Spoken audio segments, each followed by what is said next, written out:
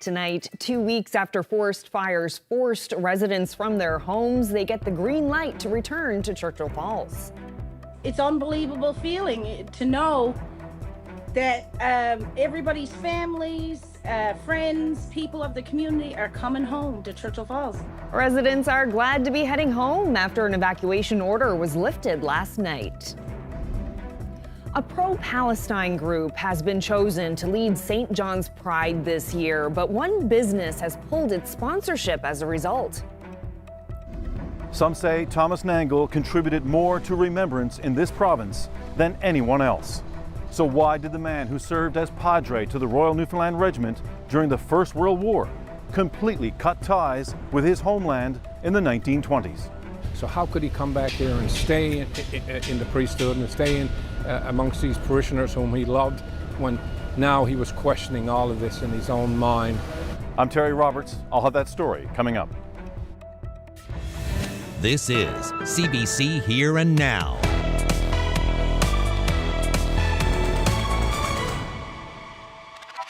Good evening and welcome to Here and Now. We begin tonight in Labrador. Residents of Churchill Falls are returning home after being forced out by wildfires 2 weeks ago.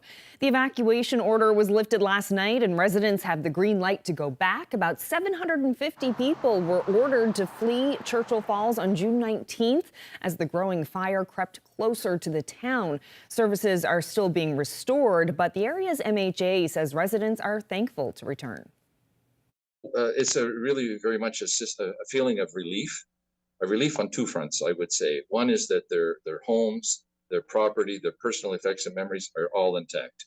That is a great relief. I think also I'm hearing from them that there's it's a small community and it's a company town, but everyone, while they all come from different parts of the province and beyond, they're very much a family. So it's a very, very close, tightly knit family. So that sense of returning to their family is one that they're excited by. Well, Susan Chislett returned to Churchill Falls earlier this week as an essential worker supporting firefighting operations. She says it's unnerving to see how close the fire got to the community, but she's thrilled to have people pouring back into town. I'm doing absolutely amazing. It's such a relief that everybody around us, the people that we're working with, people that we see every day, it's just a joy. Smiles are so big. It's unbelievable feeling to know that everybody's families, friends, people of the community are coming home to Churchill Falls. Right now I'm at my workplace, which is the staff house in Churchill Falls.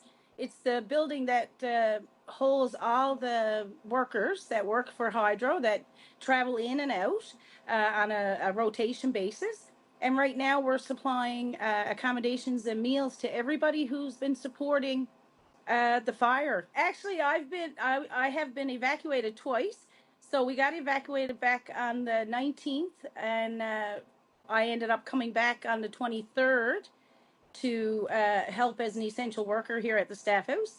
Then we were evacuated again last Tuesday, and I came back on Monday, or actually Sunday evening. I flew in, and I got to actually see some of the damage that the fire did happen to make, and that was a different feeling. It was like now it's even more real.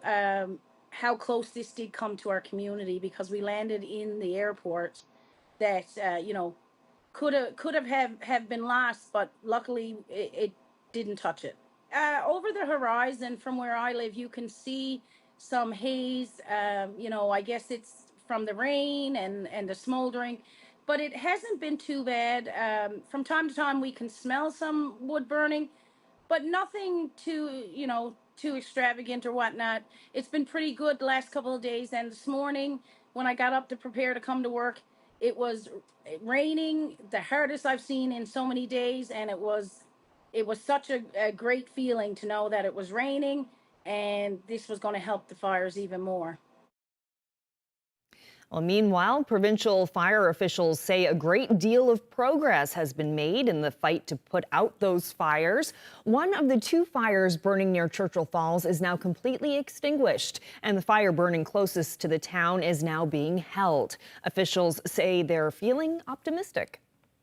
We've had, a little help from Mother Nature. We've had rain on site, and the fire behavior has gone from, I guess, a more advanced to the point where we can actually get wildland firefighters on the ground.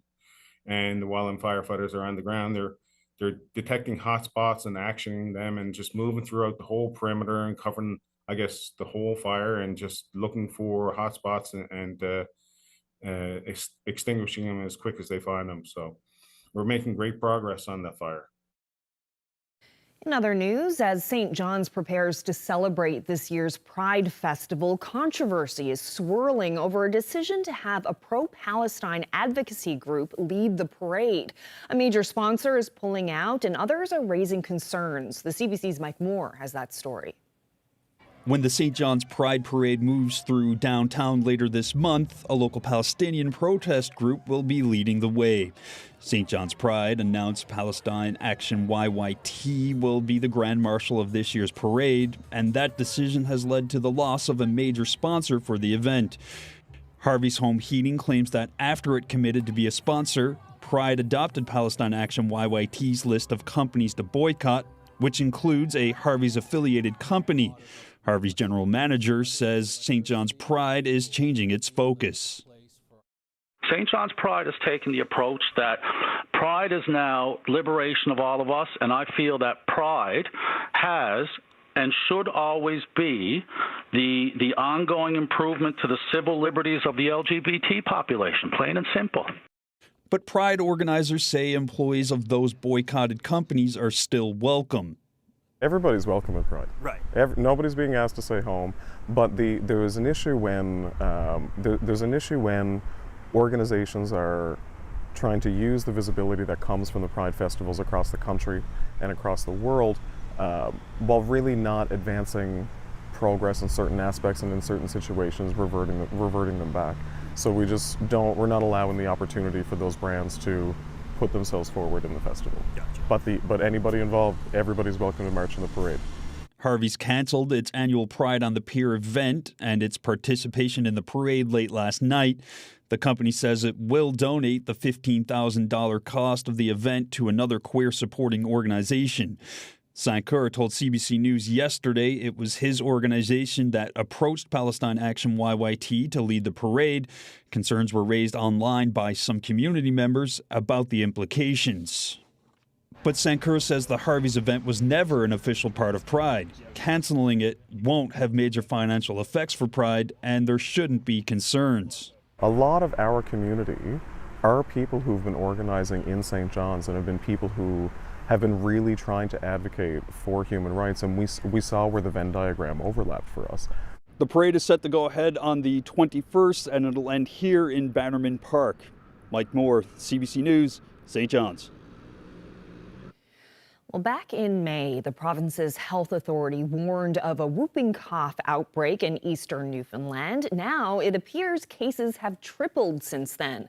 According to NL Health Services, there have been 151 cases of whooping cough reported. Over half of those are in children between the ages of 10 and 14. The health authority is strongly encouraging vulnerable residents to get vaccinated. Testing is available to those experiencing symptoms and anyone who's been in contact with a positive case. Appointments can be made by calling NLHS, your primary care provider, or 811. Well, in other health news now, there's a new way to access your personal health information. Today, the provincial government launched an app called My Health NL.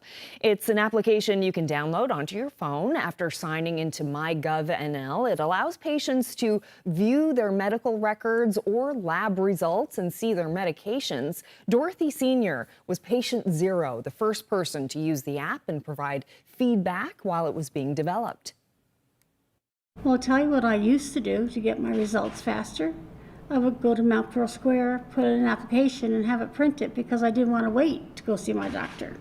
Well, now I can do that right on my phone. So it's really important to me to help me manage my health because I'm getting older. I'm part of those seniors in this province that are aging, that have multiple health issues. And if I want to control my health, to live longer and be healthier, I have to know what's going on with it. And my Health NL shows me that.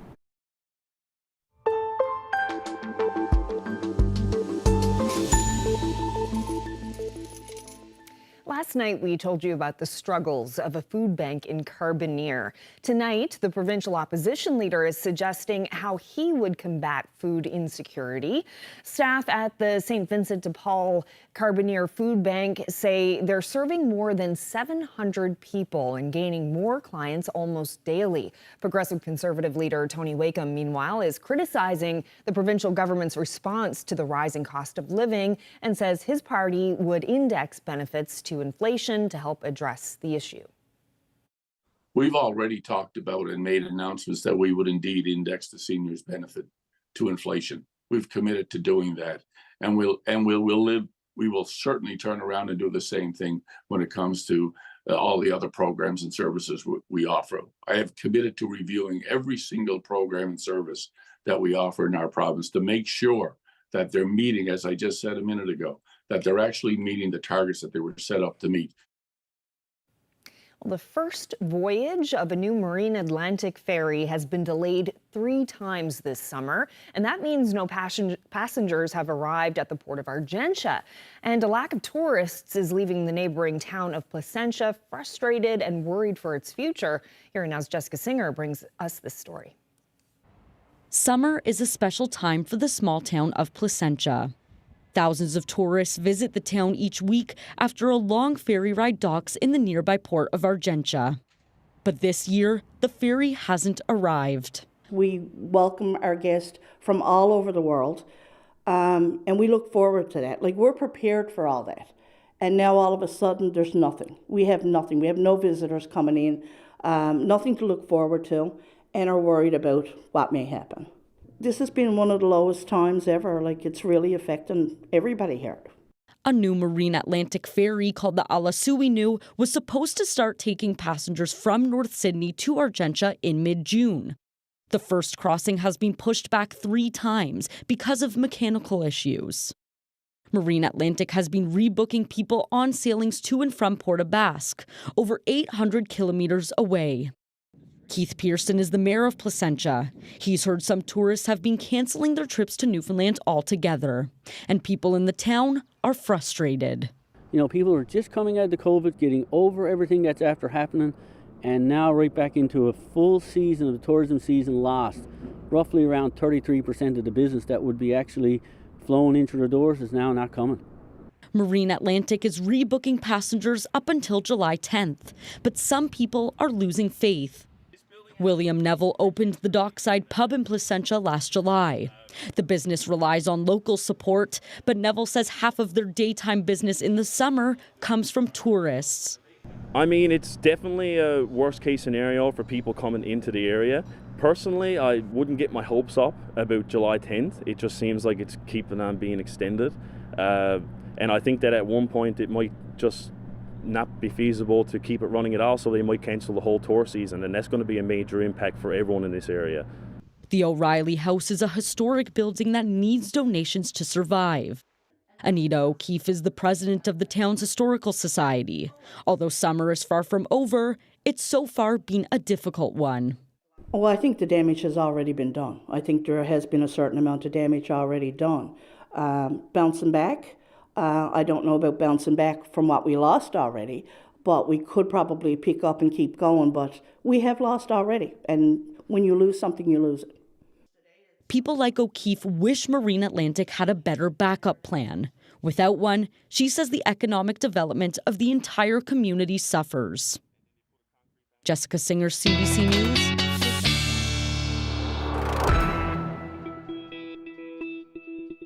Well, temperatures today have been pretty decent for a good chunk of the island, with the exception of the east, although some of us did see some nice warm air this afternoon. We've got an area of low pressure to the north and a cold front that is sparking some thunderstorms for parts of Labrador at the moment, and some showers are working their way across into western portions of the island right now as well. So if we take a look at where the risk of thunderstorms is through the night tonight, mainly Lab West and northern portions of Labrador.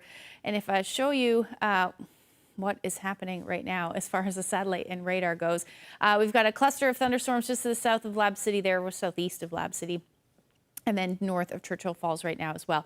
So this risk of thunderstorms will continue to track east as we head through the next couple of hours. Overall, it will be a quiet night for most of the province other than that. And as far as the temperatures go, we've got some heat through parts of central. That is going to stick around right through the weekend. In fact, temperatures are actually going to warm up. I'll get into all the forecast details coming up. Thanks, Ashley.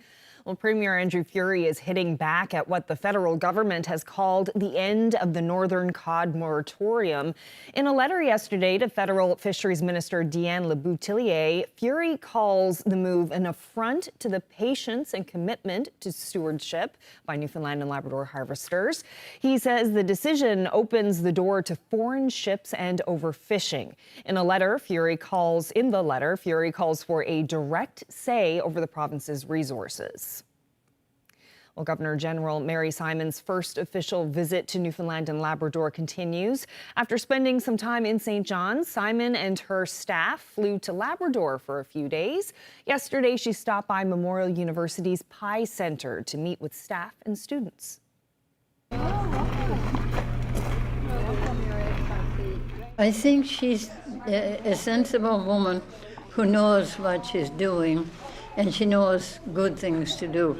And I think it's good that she came because she's from further north. In Newfoundland on the island, a lot of people think Labrador is the end of the world. We're far north as you can go. There's all kinds of good people up farther north. But just to meet them and talk with them, and she met so many people, and she's so special looking. I think if you got to know her, you'd really like her.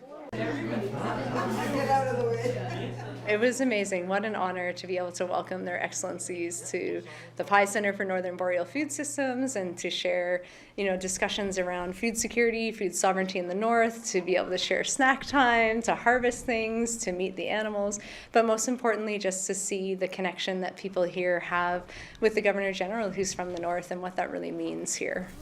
Yeah. Thank you very much. One of the things that was so exciting when we were setting up this visit was Her Excellency is a very avid berry picker and very passionate about harvesting from the land and being from Nunavik and growing up doing that. So we really wanted to have that opportunity to harvest something from the farm.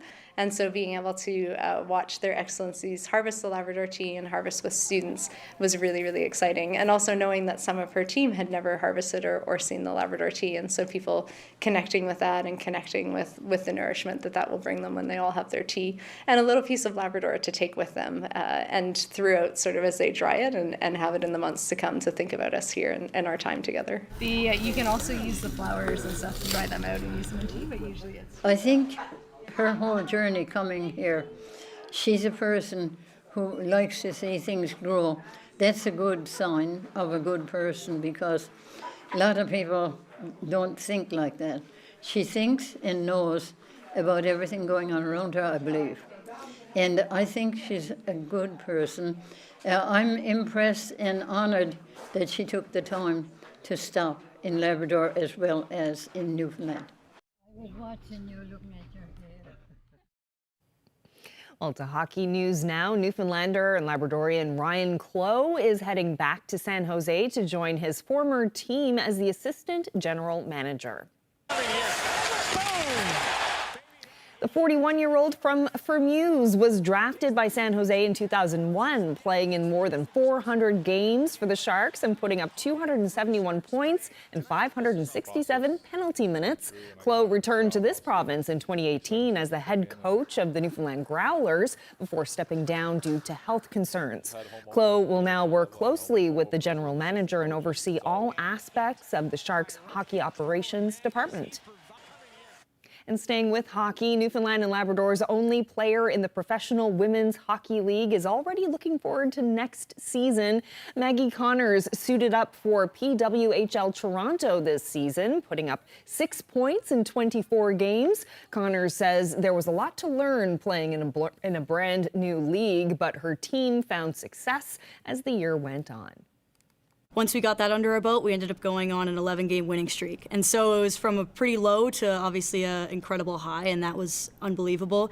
And then going into playoffs, we won the regular season, and then heading into playoffs, we played Minnesota, and I think another amazing thing is that every team is just so incredibly stacked and have honestly a lot of depth. And we'll have more with Maggie Connors in about 20 minutes. She'll sit down with Ashley for an interview looking back on her first season and share a few details about what PWHL fans can look forward to next season. He didn't feel it right to live his life in St. John's as a hypocrite, and it seemed as though he just wanted to get away from all of this. I tell people if there was ever a study to be done on post-traumatic stress, a person who went through it would be Thomas Nangle.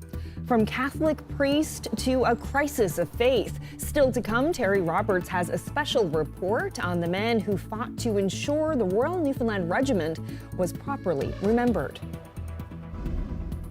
Well, temperatures today been a little bit all over the place. We saw some mild temperatures in some cases down to 14 degrees in St. John's. The heat will come in. We'll talk about that coming up.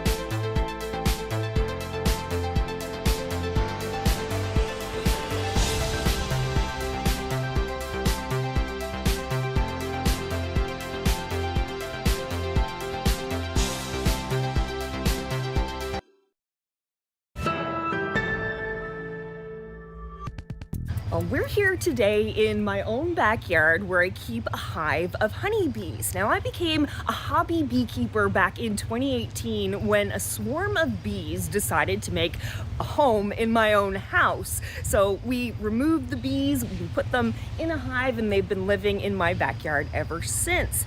Now, one of the jobs of a beekeeper is to prevent a swarm from happening, and that's what we're gonna do here today. Professional beekeeper Paul Din is here with me from Adelaide Honey. So we're going to talk about swarms and how to prevent them.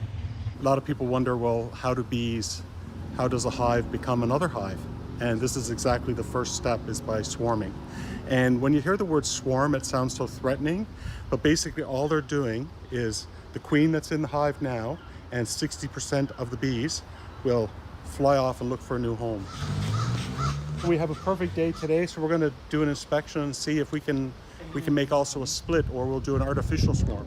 So the goal here is to reduce the population of the hive. Yeah. So the bees they think that they've already done, what nature intended. We still keep the bees. They're not gone off the middle of nowhere. Here's the queen. And she looks great. Nice and dark, lovely queen. A lovely frame of emerging brood on that side especially. So we're going to take that. We'll take a frame of emerging brood, which is very much older bees that are about to come out. We'll take another frame of open brood, which is bees that are still being kept and fed and looked after by nurse bees. There's nurse bees all over that now. All you do is give it one good hard shake. Then what we'll do is we'll also take a frame of honey, and we'll take these several frames. That hive will then basically, they'll realize that they're queenless, and they'll go and start to organize themselves to make a new queen. And we'll leave it here and see if we make a new queen or not. That's the fun part of it, right? So we have just prevented my hive from swarming by moving some of the bees into another hive, which is going to live over there for a while. Yep. And we also made the hive bigger so they have more space. They've got lots of room, and then we've taken a lot of the population out and put them in the split, which is over there, and we're going to wait about a month before we check them again, and hopefully there'll be a new queen. A new queen. Yeah. Great. And no swarms will be going into anyone else's homes. Not from us. Thanks so much, Paul. You're welcome.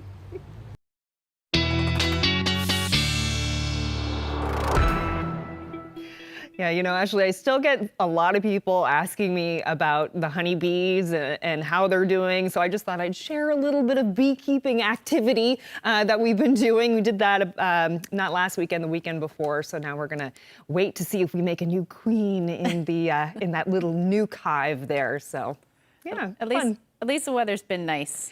Very good beekeeping weather, at least, for sure. Well, the past couple of days. The rain, not so much. No, of course not. But the temperatures, they like to fly around when it's finally nice out. Mm-hmm. Yeah, it has been kind of nice today for a good chunk of us across the province, particularly here in the east. Let's take a look at what's going on out there this afternoon. We do have, our daytime highs were hovering around 19 degrees this afternoon. Now, onshore flow kept temperatures a little cooler this afternoon. In fact, a sea breeze developed, and those of you closer to the ocean or towards the shore, you saw temperatures a lot cooler this afternoon. Now, you head towards central, 27, 29 degrees. Twillingate even topped at 27 this afternoon.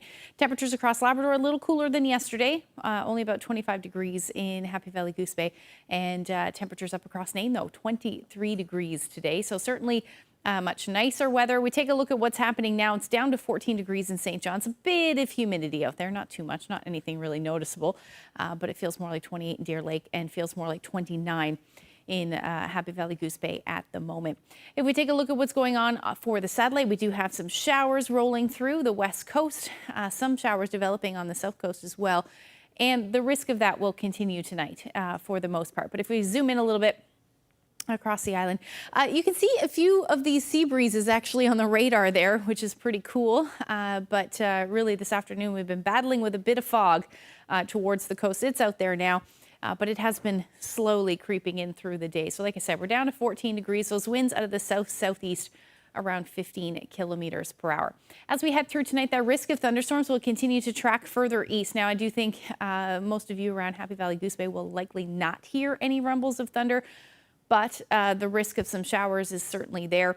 And again, through central, we'll see some showers through central areas of the island anyway, as we head through the night, and maybe some showers as well after midnight for the Avalon, it looks like, and that will continue through the morning hours. Temperature-wise tonight, not really moving a whole lot from where we're sitting now in St. John's, down to about 12 degrees, anywhere from 12 to 15 for the island, and up across Labrador, 8 to 16 or even 18 degrees in Happy Valley Goose Bay. So it will be quite a mild night for you, with your winds out of the northwest around 20 to 40 kilometers per hour towards the coast. So those winds will be out of the southwest, and they'll be around 30 kilometers per hour. As we head into tomorrow, at least the first half of the day, cloudy for central, eastern areas of the island as well. Again, the risk of some showers in the mix. Most of the afternoon should be a mix of sun and cloud. We will see some clearing skies across western portions of Labrador. Same thing for the north coast. Showers through central and southeastern portions, though. You will eventually see some clearing around Happy Valley Goose Bay. That will happen late afternoon, early evening. And most of southeastern Labrador will hang on to that cloud cover and chance of showers. And we'll see the chance of showers as well develop for the west coast of the island and then the Avalon. Again, we'll see some showers late day and into early Saturday morning, with more heavier showers through central as we get into the morning hours as well. Overall, tomorrow, our temperatures will climb up a little bit from where they were sitting today. The winds will creep up a little bit later in the day, around 20 kilometers per hour. But those of you, again, the southwesterly winds, in onshore flow along the south coast, temperatures will be cooler, only into the teens. Marystown, you should hover around 19, but you get away from that, temperatures should be well into the 20s.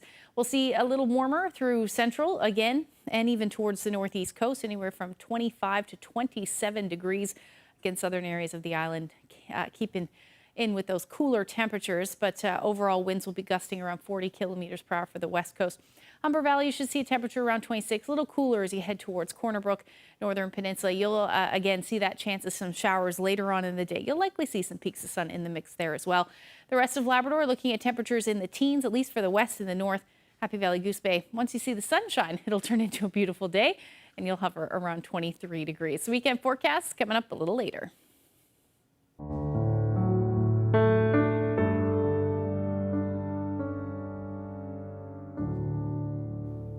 Well, many credit Thomas Nangle for the Grand National War Memorial in downtown St. John's, but the chaplain to the Royal Newfoundland Regiment during the First World War left the priesthood, cutting all ties with his homeland in the 1920s. Now, a letter has emerged that helps explain his decision. Here in Now's Terry Roberts has this special report. David Mercer is an archivist at Memorial University, and lately he's been sifting through all of this. Newspaper clippings, photographs, letters. This all belonged to one man, Thomas Matthew Mary Nangle. There are some wonderful treasures here. Thomas Nangle was a Catholic priest in St. John's. During the First World War, he served as chaplain to the Royal Newfoundland Regiment, a non-combatant. But many of his friends were killed or wounded, and he was in the trenches, encouraging and comforting the soldiers. After the war, he returned to the battlefields to help recover the dead and ensure they had a proper burial. It was a gruesome job. He played a leading role in the creation of the Trail of the Caribou monuments on the Western Front, which commemorate the places where the regiment fought. And he was the engine behind efforts to establish the century-old National War Memorial in St. John's. But despite his prominent role in honoring those who served and died, Nangle pulled a disappearing act after 1924 and never again stepped foot on his native soil. What he would have experienced at that time just, to me, seems to be pretty horrific. In 1926, after leaving the priesthood, Nangle settled in Rhodesia, known today as Zimbabwe, in southern Africa, about 11,000 kilometers away from Newfoundland. He received a grant of land and became involved in everything from farming and newspaper publishing to mining and politics. He got married and raised 4 children. Nangle died in early 1972 at the age of 83. But a decade or so before he died, Nangle sent some of his personal records back to Newfoundland to then Premier Joey Smallwood.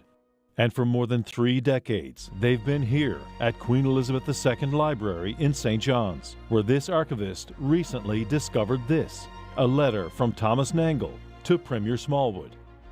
Dated 1960. In it, Nangle reveals why he dropped everything, changed his life, and disappeared from Newfoundland. The reason? The war. During the war, I lost all faith in Christianity and became an agnostic. After the war, I was faced with the choice of being a living hypocrite all the rest of my life, or clearing out to avoid as much scandal as possible. I chose the latter and cut adrift entirely from Newfoundland. Here's how Mercer interprets the letter.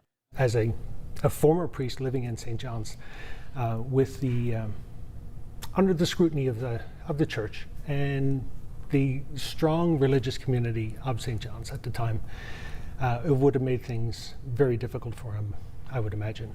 So best to move away, to leave the province, start afresh, live your life in peace. This researcher and author wrote a book about Nangle and got to know some of his children during his research. He's not surprised by Nangle's letter to Smallwood. So how could he come back here and stay in the priesthood and stay in amongst these parishioners whom he loved, when now he was questioning all of this in his own mind as an agnostic? Nangle also had deep regrets about undertaking recruiting efforts during the war. His son Hugh told me that really upset his father, because he was the rest of his life knowing that he recruited a number of these young people who went over, then he administered to them, then he had to bury some, and then for 4 or 5 years after the war was over, he had to look for their bodies. Nangle turned down invites over the years to his homeland, but Gary Brown can't help but wonder what Nangle may have accomplished if he remained in Newfoundland. I could see him easily becoming a Prime Minister of Newfoundland when we were an independent country. He wasn't someone that could be kept down easy, I can guarantee you that, Terry. Nangle may have cut himself adrift from Newfoundland, but his legacy is as strong as ever. This newly refurbished war memorial has now been a focal point of remembrance for a century, and now another of Nangle's dreams, the creation of a tomb of the unknown soldier, has also been realized. Terry Roberts, CBC News, St. John's.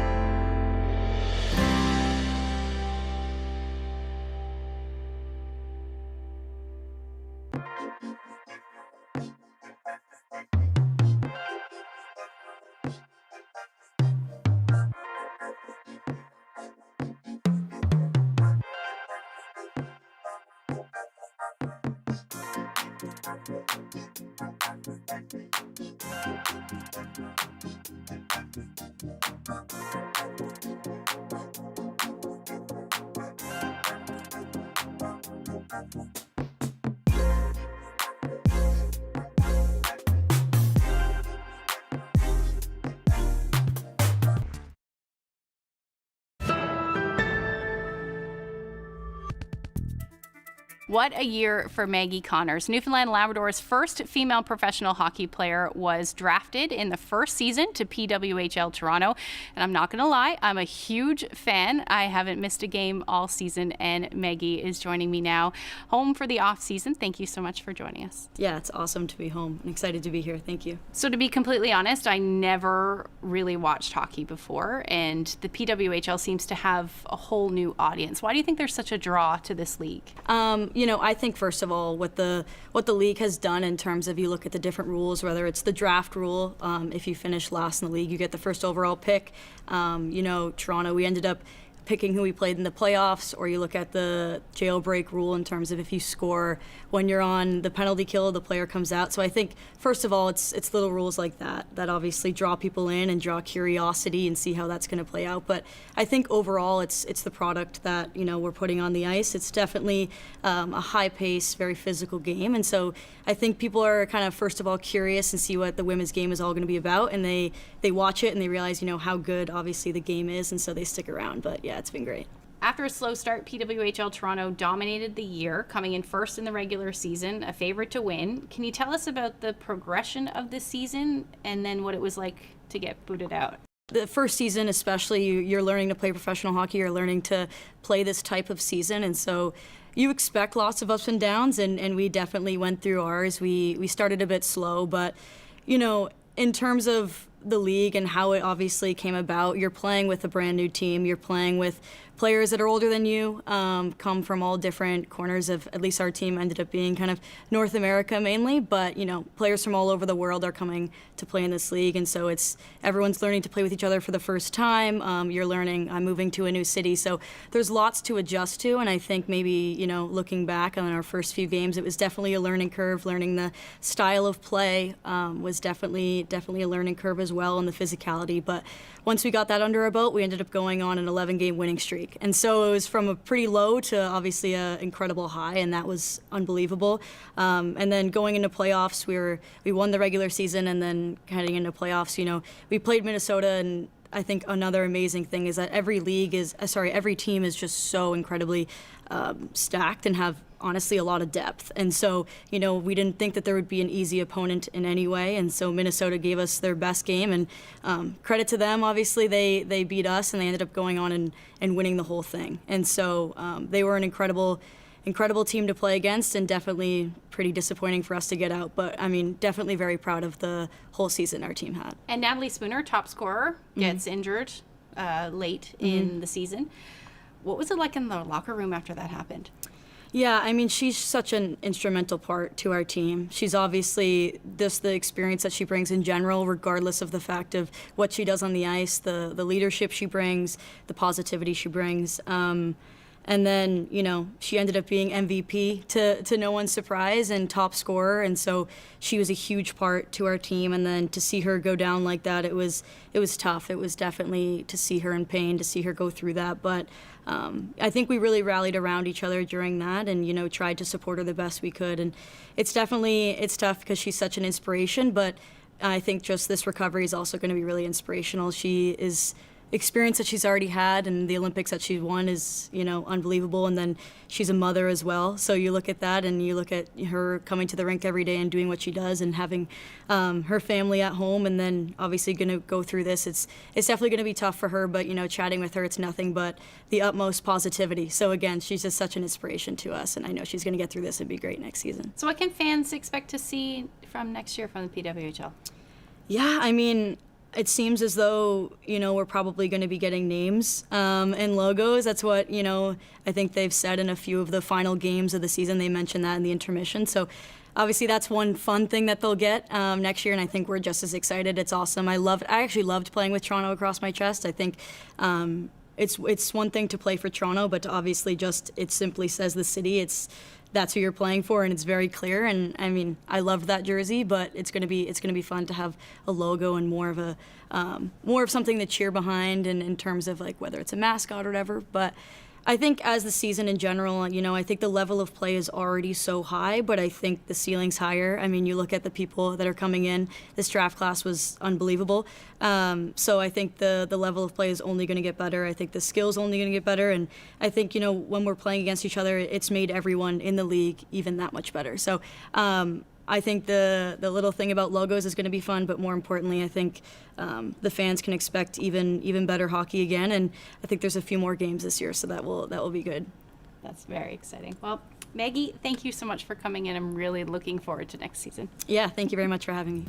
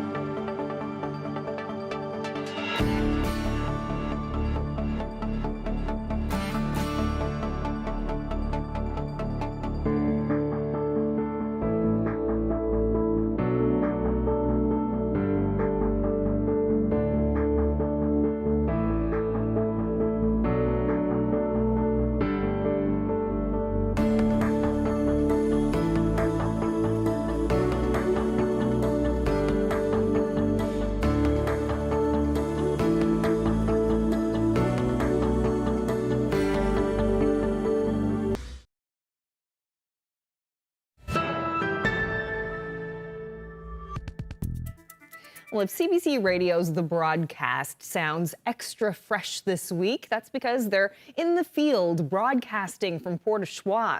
They've been fishing for lobster, learning about French culture, and getting a history lesson from their host. Todd O'Brien caught up with Jeannie Billard as she got ready for breakfast.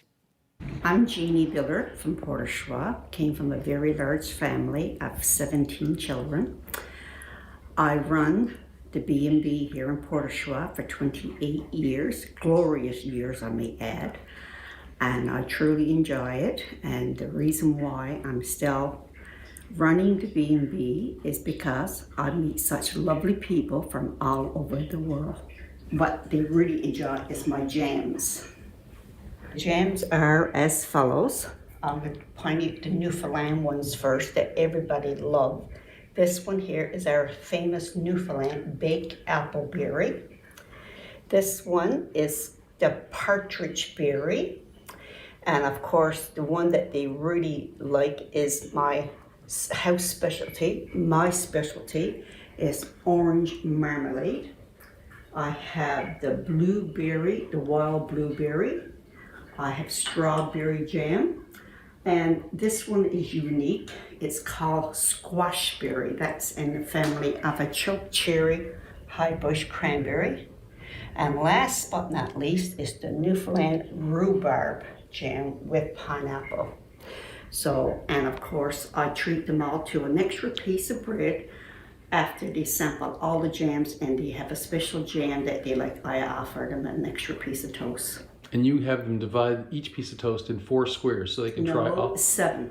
7 squares. They have to take their toast, cut it in 7 little pieces, sample all the jams, see which one they like best, then they can ask for an extra piece of toast. And Jeannie, you're one of 17. Yes, and there's 5 of us still living here in Port I have 2 sisters, 2 brothers here full-time, and 2 sisters that live here part-time. They come back for the summer months. And this place is rich with history, isn't it? Oh, history.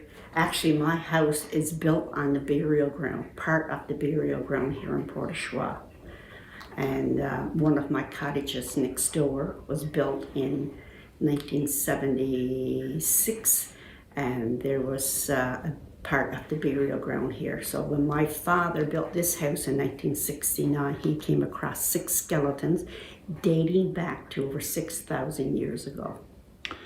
Well, it's 7:30, just about, and you and I are here by ourselves right now, but soon... Yes, the table will be full. Thanks for this. You're welcome.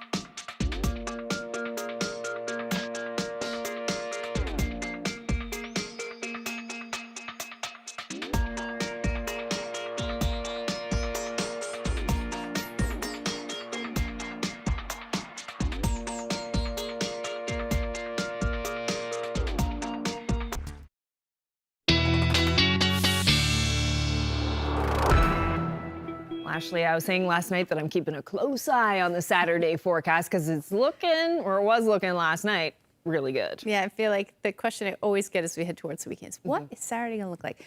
Yeah, it doesn't look too bad for now. There is a chance of showers pretty much across the province, but here in St. John's, it looks like we'll hang on a little bit longer. Let's take a look at what's going on. So this is your Friday evening. That chance of showers, like I said, overnight. We should see some clearing skies to start the day on Saturday, at least for the Avalon, really most of eastern Newfoundland. But there is a chance of showers for central, parts of the west coast, as well as southeastern Labrador through the morning. And then it does look like an area of low pressure, or at least a little system, will track to the south. This could spark some showers later on in the day across the Avalon, really across southern areas of the island. But it does look like central, northern peninsula, you're still going to see the chance of showers. Now, I'm not saying you're not going to see the sun, because you will probably see some peaks of sun in the mix, but it won't be that bluebird sky that you have been seeing for the past little bit. Temperatures will be mild. We're talking about mid to upper 20s through the day on Saturday. So finally starting to see some warmer air move in. Again, though, those of you along the south coast still looking at temperatures cooler, and that's because you're an onshore flow. So only teens through the day. Labrador will start to see those temperatures creep up a little bit as well. 23 degrees in Lab City through the day on Saturday.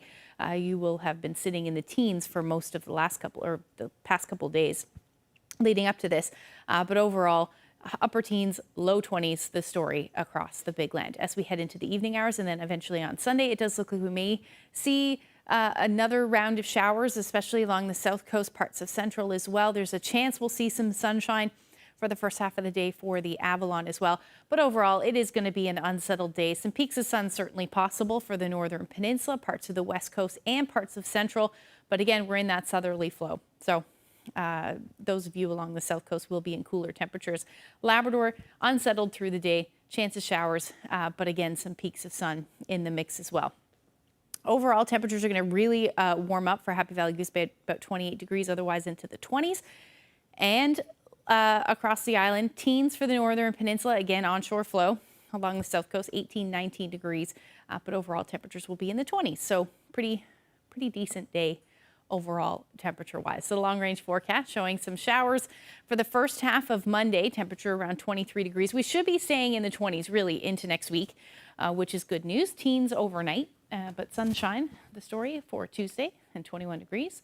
For central Newfoundland, you're looking at a really warm start to next week, 27, 28 degrees.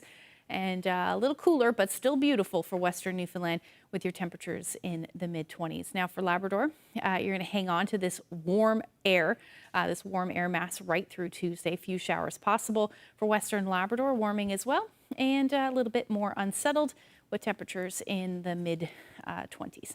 Our photo today, Conception Bay, great shot of a sailboat. What a beautiful. Oh, that is stunning. Yeah, it is stunning sunset. Exactly. Greg shared this great shot with us. If you have any weather photos that you would like to share with us, you can send them to Facebook or email them to nlphotos@cbc.ca. It looks like it could be like a postcard or something. It certainly does. Yeah, very nice. Great shot. Thank you so much for that. And before we go, for the next few Fridays on Here and Now, we'll be teaming up with Jane 80. We're celebrating 60 years of Land and Sea, so we'll be looking back at some early episodes and getting an update on the families and people featured. So will be in the back half of tomorrow's show, which means we'll be sharing your birthdays and anniversary messages a little earlier in the program. So I hope you can join us then. That's it for us. Thank you so much for joining us. Good night.